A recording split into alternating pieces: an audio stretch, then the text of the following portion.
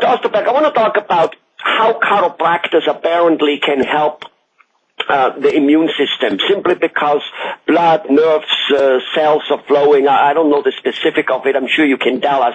But anyway, for instance, there is not just a story. A story is a story, but I like stories. But there seems to be evidence, a complete statistically proven fact that about, was it in 1819 or 1909 or whenever, there was the big influenza season out there, and literally millions of people died across the planet.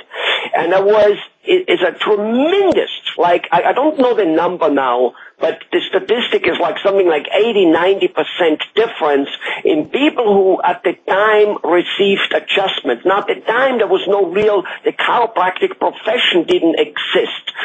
Dr. Palmer, who founded it, wasn't yet around, or at least wasn't yet writing his book and doing it. But nevertheless, the adjustment has existed before.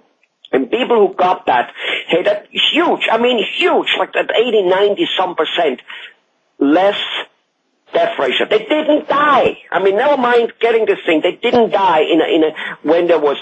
Is there any? Do you know about the story I'm talking about? It? Can you shed more light on it? And because this is big, in my humble opinion, because people are running around losing work days and just like are not feeling good because their immune system is weak, they're sick, they're tired, they're running around worried about the swine flu, the bird flu, they name it, and we keep saying that people say it's that it is only around the corner till we do get another pandemic, a big one. I mean, something we haven't seen for a long time. Wouldn't it be wise to have your immune system good, and how does chiropractic help there? How did it help some 100 years ago when that happened? That's a great question. Let's talk about that a little bit. That was in 1918, and it wasn't chiropractors providing the treatment. It was osteopathic doctors. It was the current DOs, who we know I knew that. I just didn't know how to pronounce osteopathic, so I never used the word. It was osteopathic doctors, and it's true. They did some form of study back in 1918. I haven't read it, but I've heard a lot about it.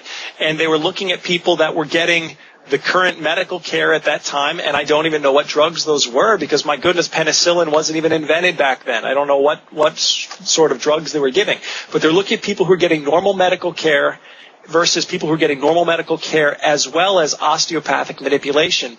And the death rate was much, much lower in the people who were getting some form of spinal manipulation as well. So it was an interesting report about that event. There must be some kind of connection to that. When you talk about chiropractic care and spinal manipulation and the immune system, I've seen a few other reports. There was some research that was done with people who'd been infected with the HIV virus, and they were measuring T cell counts, and they showed that there was an increase in T cells after there was spinal manipulation.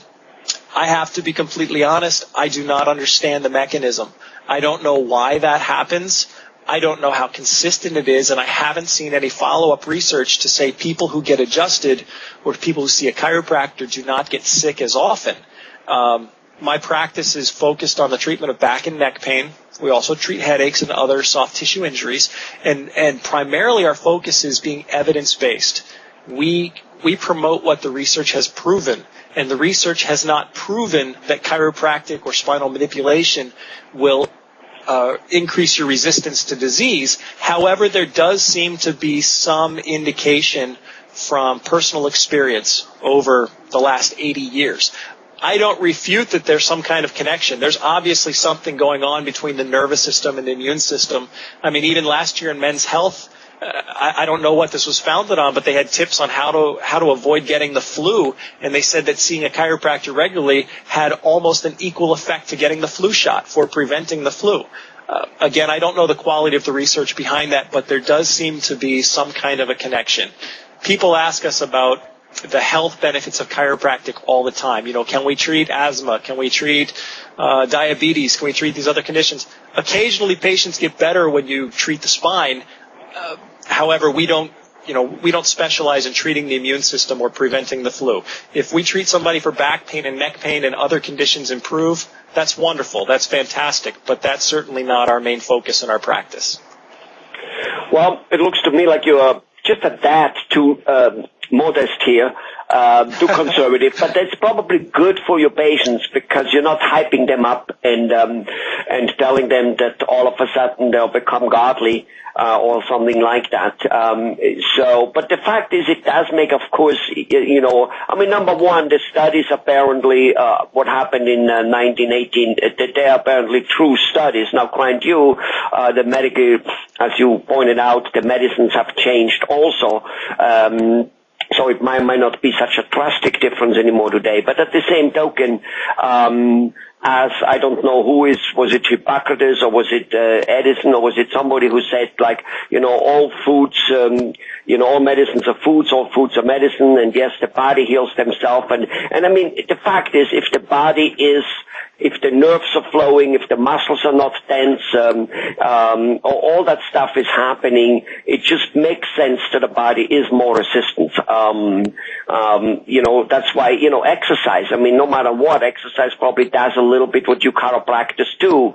And, it just makes sense, but I do understand that that's not what you're there for, that's not what you totally treat, and you look at it as a beautiful side effect. So again, if a person gets lots of flus and is easy, susceptible to that, a couple visits to the chiropractor, they probably won't hurt him, right? It certainly won't hurt him. However, again, I'll reiterate, there's no scientific evidence that it's going to prevent those diseases. Okay. Well, here you got it from Dr. Osterberg. Dr. Osterberg, bye-bye. Thank you very much.